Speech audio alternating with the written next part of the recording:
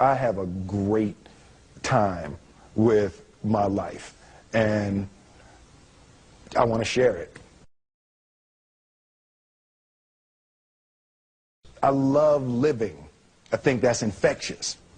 It's something that you can't fake.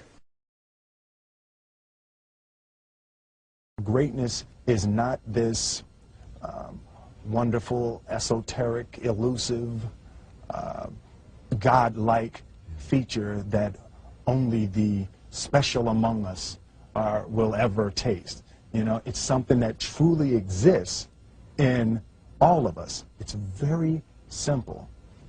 This is what I believe, and I'm willing to die for it. Yeah.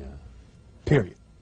It's that simple. I know who I am, and I know what I believe. I know who I am, I know what I believe. That's all I need to know. And that's all I need to know. So from there, you do what you need to do. Yeah. You know, and I think what happens is we make the situation more complex than it has to be. Because we're looking for complexity. There's got to be something complex to understand. It can't be that easy. No. We didn't grow up with the sense that where we were was where we were going to be. You know, we grew up with the sense that where we were almost didn't matter because we were becoming right. something greater.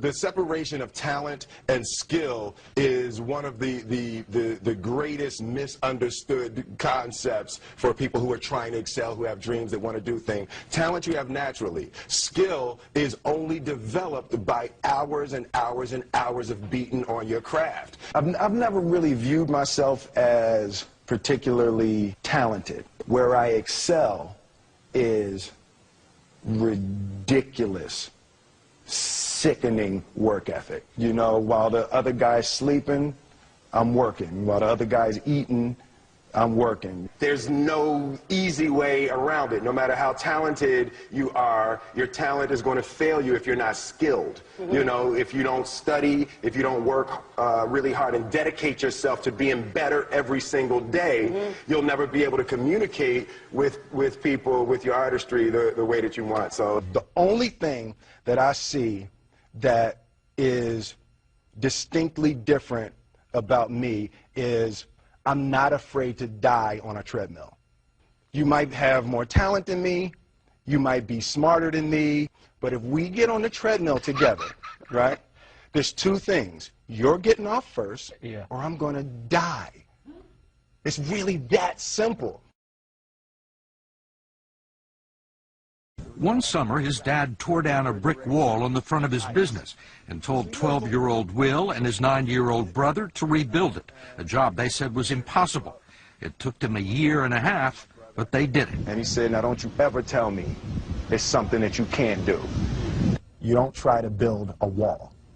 You don't set out to build a wall. You don't say, I'm going to build the biggest, baddest, greatest wall that's ever been built. You don't start there. You say, I'm going to lay this brick as perfectly as a brick can be laid. And you do that every single day. And soon you have a wall. And soon you have a wall. you know, it's an idea that my grandmother always had, that, you know, if you're going to be here, then there's a necessity to make a difference. She always instilled the responsibility, the spiritual responsibility that you have to make every group you come in contact with better. I want to do good. Yeah. I want the world to be better because I was here. I want my life, I want my work, my family, I want it to mean something. And it's like, it has, if you are not making someone else's life better, then you're wasting your time. You know, like your life will become better by making other lives better. I want to represent an idea. I want to represent possibilities. I want to represent the idea that you really can make what you want. One of my favorite books is The Alchemist, Paulo Coelho. And that's just, I just believe that. I believe that I can create whatever I want to create. The first step before anybody else in the world believes it is you have to believe it. There's no reason to have a plan B because it distracts from plan A. I think that there's a certain delusional quality that all successful people have to have. You have to believe that something different than what has happened for the last 50 million years of history. You have to believe that something different can happen. Confucius said, he who says he can and he who says he can't are both usually right. Being realistic is the most commonly traveled road to mediocrity. Why would you be realistic? What's the point of being realistic? Just put up a barrier. Yeah, I'm going to do it. It's done. It's already done. The second I decide it's done, it's already done. So now we just got to wait for y'all to see. It's unrealistic to walk in a room and flip a switch and lights come on. That's unrealistic. Fortunately, Edison didn't think so. It's unrealistic to think you're going to bend a piece of metal and fly people over an ocean in that metal. That's unrealistic. But fortunately, the Wright brothers and others didn't believe that. Our thoughts, our feelings, our dreams, our ideas are physical in the universe.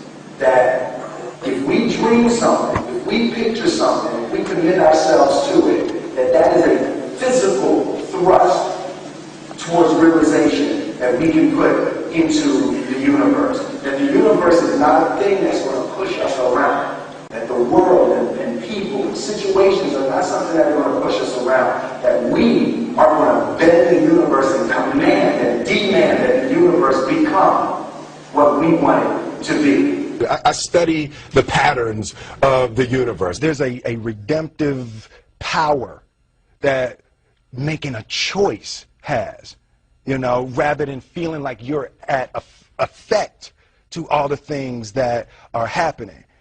Make a choice. Like, you just decide what it's going to be, who you're going to be, how you're going to do it. Just decide.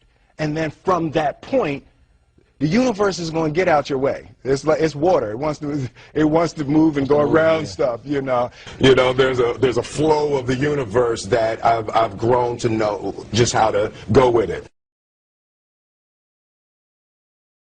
I realize that to have the level of success that I want to have, it's difficult to spread it out and do multiple things. It takes such a desperate, obsessive focus. You really got to focus with all of your fiber and all of your heart and all of your creativity.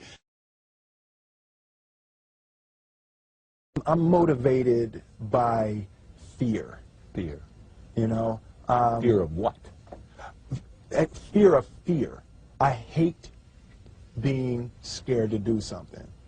And I think what developed in my early days was the attitude that I started attacking things that I was scared of. It was Franklin Roosevelt said the only fear you have to fear is fear itself. Absolutely. Remember that? Absolutely. Yeah. You can't be scared to die for the truth.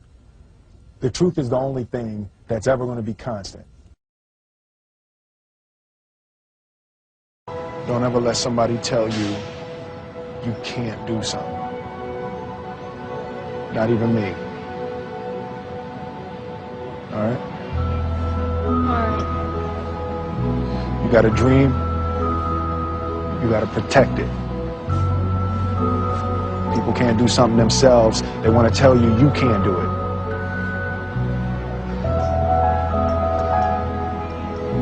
You want something, go get it. Period.